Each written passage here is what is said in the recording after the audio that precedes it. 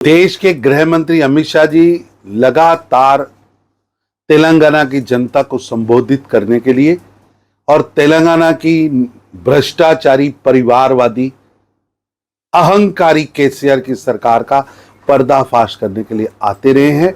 इस बार भी उन्होंने आना था, लेकिन जो मौसम का और खासतौर पर गुजरात, महाराष्ट्र के जो ये समुद्र के अंदर तूफान आ रहा है, उसको सोचते हुए, उनको सामने रखते हुए उनका कार्यक्रम पोस्टपोन हुआ है, रद्द नहीं हुआ है।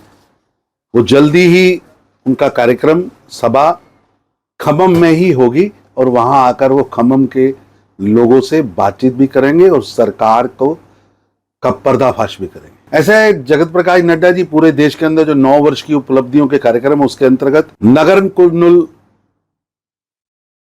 क्षेत्र के अंदर 25 जून को जेपी नड्डा जी आएंगे और नागर कुर्नूल में वो एक बड़ी महासभा को संबोधित भी करेंगे। और सरकार, केंद्र की सरकार, नरेंद्र मोदी जी की सरकार ने जिस तरह काम किया है वो भी जन जन तक पहुंचाएंगे और नरेंद्र मोदी जी की सरकार के तेलंगाना में जो महत्वपूर्ण काम किया है उसकी चर्चा भी करेंगे और पिछले 9 वर्षों की असफल केसीआर की तानाशाह सरकार का पर्दाफाश भी करेंगे। ऐसा है कि पूरे तेलंगाना में लगातार पिछले कुछ महीनों से पार्टी का शीर्ष नेतृत्व आ रहा है, मंत्री आ रहे हैं और ये पार्टी की प्रक्रिया है। हम पार्टी जनता के बीच में लोकतांत्रिक तरीकों से पहुंचने का प्रयास करती है। सबका साथ, सबका विकास और सब साथ चलते हैं तो पार्टी आगे बढ़ती है। और निश्चित रूप से तेलंगाना के अंदर भी भारतीय जनता पार्टी का शीर्ष नेतृत्व एकमुठ होकर केंद्रीय नेतृत्व के कहे हुए कामों को कर भी रहा है और आगे भी बढ़ रहा है। ये कुछ लोग जानबूझकर षड्यंत्र के तहत ऐसी खबरें, झूठी खबरें और झूठी सोशल मीडिया पर चलाकर भारतीय जनता पार्टी के नेतृत्व को लड़ाने का प्रयास कर रहे हैं। उनका ये षड्यंत्र कामयाब नहीं होगा। मैं रेवंत रेड्डी जी से पूछना चाह रहा हूं कि ये गठबंधन का खेल जो केसीआर, नीतीश कुमार और कांग्रेस मिलके कर रहे हैं, तो केसीआर साहब तो रेवंत रेड्डी से हाथ मिला रहे हैं, केसीआर साहब तो खड़गे साहब से हाथ मिला रहे हैं। अब रेवंत रेड्डी तेरा क्या होगा? ऊपर तो दोनों में समझौता हुआ है और आप पिछला 2 चुनाव का भी इतिहास देख लीजिए।